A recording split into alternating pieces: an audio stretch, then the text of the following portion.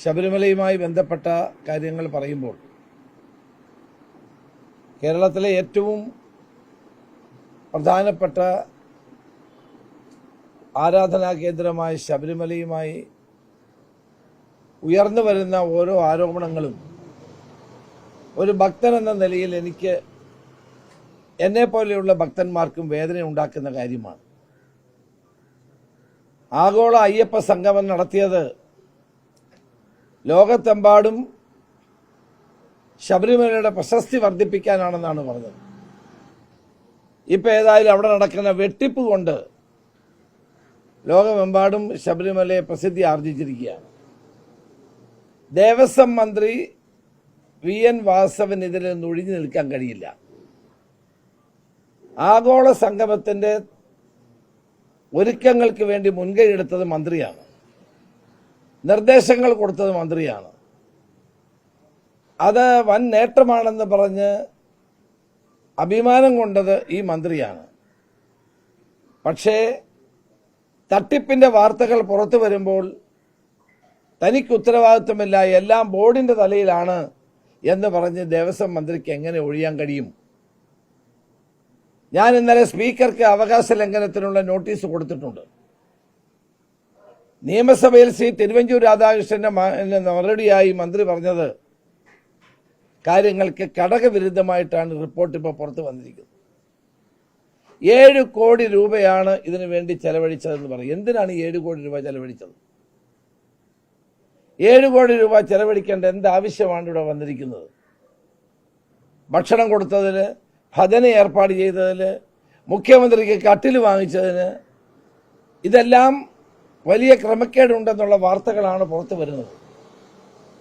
വാസ്തവത്തിൽ ഇത് കേരളത്തിലെ അയ്യപ്പ ഭക്തന്മാരോടുള്ള ഏറ്റവും വലിയ ക്രൂരതയല്ലേ ഇവർ കാണിക്കുന്നത്? എന്നിട്ട് മന്ത്രി പറയുന്നു എനിക്കൊരു ഉത്തരവാദിത്വമില്ല. 7 കോടി രൂപയുടെ ആഗോള അയ്യപ്പ സംഗമം സംഘടിപ്പിച്ചിട്ട് ആ സംഗമം കഴിഞ്ഞിട്ടാണ് സ്പോൺസർമാരെ തിരക്കി നടക്കുന്നത്. എവിടെങ്കിലും കേട്ടിട്ടുണ്ടോ? പരിപാടിക്ക് സ്പോൺസർമാരെ നേരത്തെയാണ് തീരുമാനിക്കുന്നത്, കണ്ടെത്തുന്നത്. ഇവിടെ പരിപാടി കഴിഞ്ഞിട്ട് സ്പോൺസർമാരെ കണ്ടെത്തിക്കൊണ്ടിരിക്കുകയാണ്. ടെൻഡർ വിളിക്കാതെയാണ് ഊരാളുങ്ങളുടെ സബ്സിഡിയറി കമ്പനിക്ക് ചുമതല ഏൽപ്പിച്ചത്. അടിമുടിയിനകത്ത് അഴിമതിയാണ്. ആ അഴിമതിയിൽ നിന്ന് മന്ത്രിക്ക് മാറി നിൽക്കാൻ സാധ്യമല്ല. ശരിയായ ഒരു അന്വേഷണം നടത്തിയാൽ പലരും ഇതിന്റെ പേരിൽ തന്നെ നിയമത്തിന്റെ മുമ്പിൽ പോകേണ്ടി വരും, ജയിലിൽ പോകേണ്ടി വരും. ശരിയായ അന്വേഷണം ഈ കാര്യത്തിൽ ഉണ്ടാകണം. ഉണ്ടാവുകയാണെങ്കിൽ പലരും അഴി എണ്ണേണ്ടി വരും.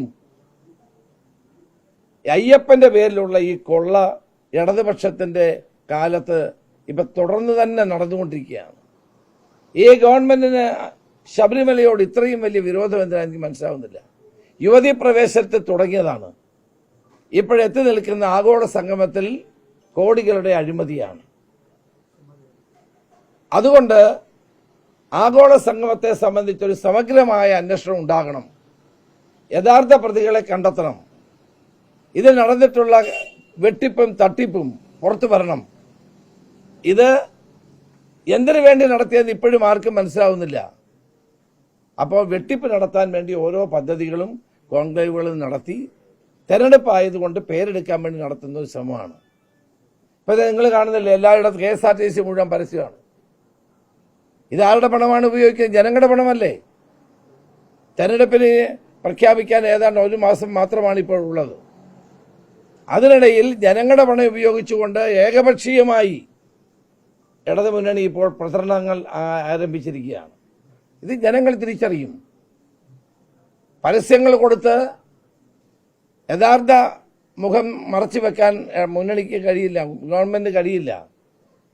ജനങ്ങൾ മടുത്തൊരു ഗവൺമെന്റാണിത്. ജനങ്ങളുടെ മടുപ്പ് എല്ലാ തെരഞ്ഞെടുപ്പിലും പ്രകടിപ്പിച്ചിട്ടുള്ളതാണ്. വരുന്ന നിയമസഭാ തെരഞ്ഞെടുപ്പിൽ ജനങ്ങൾ തങ്ങളെ തിരസ്കരിക്കുമെന്ന് അറിഞ്ഞുകൊണ്ടാണ് ഇപ്പോൾ ഈ കടുംവെട്ട് നടത്തിക്കൊണ്ടിരിക്കുന്നത്.